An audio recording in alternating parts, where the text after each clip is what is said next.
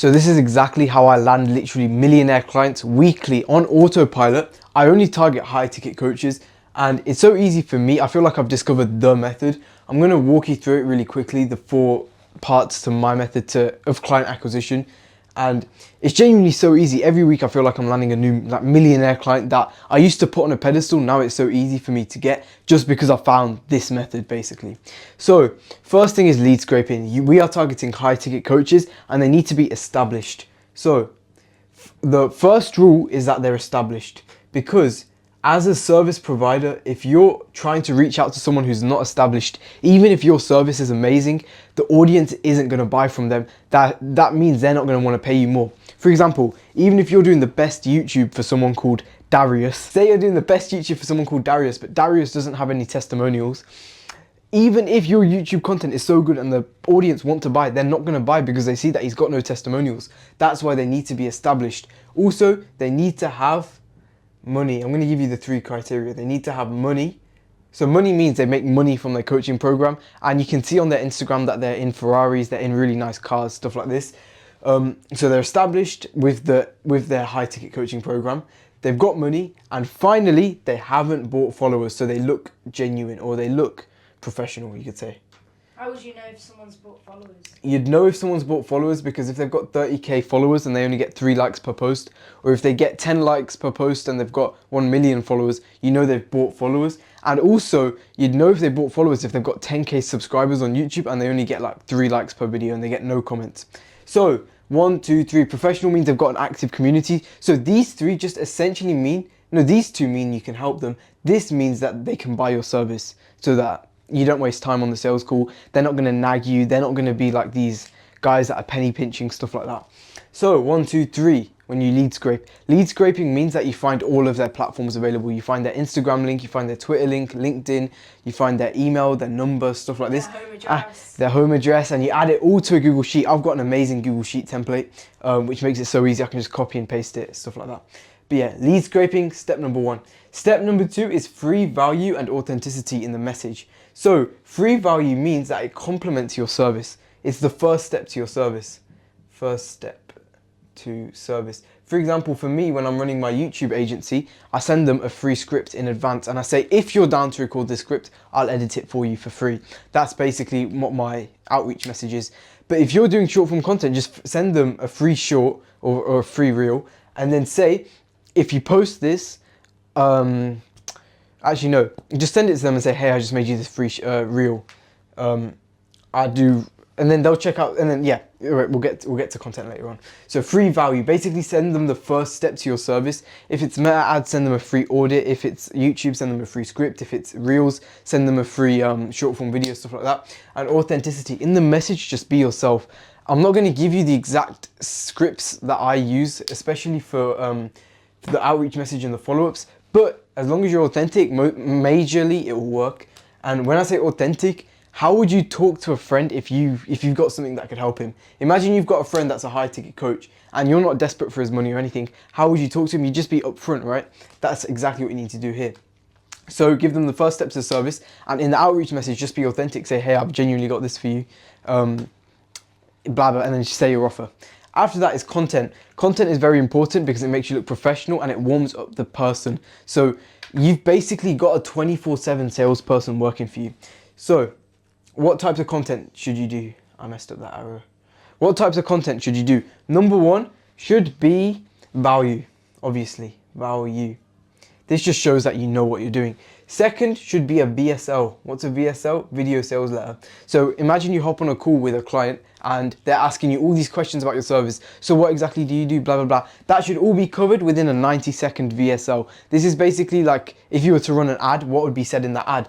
This is the video that is pinned on the top of your Instagram, pinned at the top of your YouTube, or even YouTube should just be pure value, to be honest.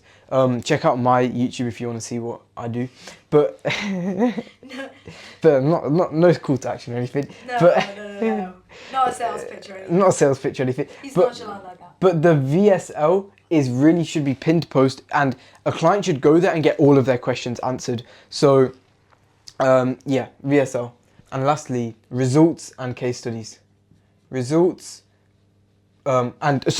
results means case studies, Hold on, I'll put it here. Case studies, testimonials, and screenshots. You know, stuff that makes people believe that you can get results, and they'll believe you can get. I spelled that terribly wrong.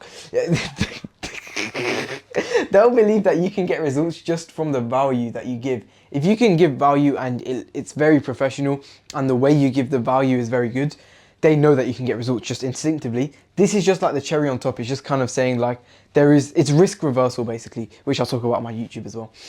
So value, VSL, results, and then lastly is a bit of something called humor, or it can also be authenticity, wherever it is here. So humor just means basically yourself. Just be yourself, especially if you're young as well. Put pictures of yourself doing cool stuff, because clients, these high ticket coaches, they want to work with you. Take them off the pedestal. With these three so far, take them off the pedestal. You're just being authentic. You're giving them free value because you can genuinely help them, and you can only genuinely help them if you've got value to provide, and that's demonstrated in your content. So just genuinely take them off the pedestal and use a bit of like yourself, your authenticity and your humor.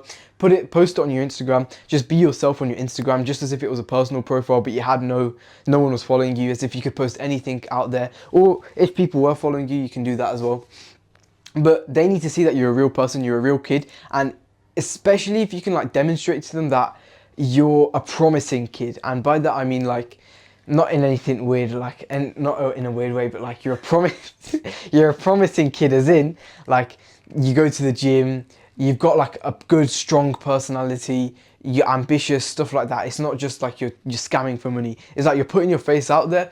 This by itself just increases your chance of them responding to this, because first off, if you're posting content and people naturally you might start getting some inbound leads as well, which is a bonus.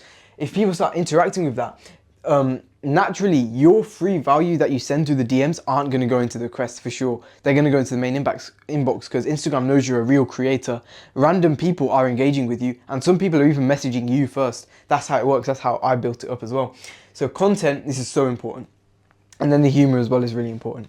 Now, after all three of these have been set up, in fact, I should have probably swapped these around. The content should come first. You should have a good base of content, but still be sending out free value. You should have at least 200 followers on like everything that you're doing. Like, I don't know how much I've got. I think I've got like 550 or something. He knows but the exact number. 556. I do know the exact number. 556. I've got 556 followers on Instagram. Follow him so it looks inaccurate. In Instagram, I've got 556 followers on Instagram this morning, but 200 was the minimum until I started outreaching. Until then, I was just focused on content, adding a bunch of value in literally any aspect you can think of. My VSL was pinned. That was the first thing I did, in fact. Doing results, and if you don't have results, here's the crazy thing: do the free value and do it for free. Like, even do the service for free as well. Like, first step to service, you don't have to pay them. If you don't have results, don't expect them to pay you, because there is risk for them. So do the service for free, and then when you get results, start posting content. Then that's when you can start charging. And after you get really good, you start working with really big brands like Pampers or stuff like that. That's when you can start just sending up value, but not free value.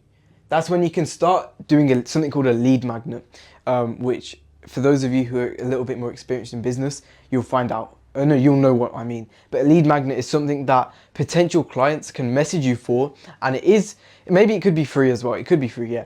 But basically, you're not giving something free. Basically, you're getting in clients on inbound when your content is really good, when you get really good results, is what I'm saying. Basically, this is compounding. Long story short.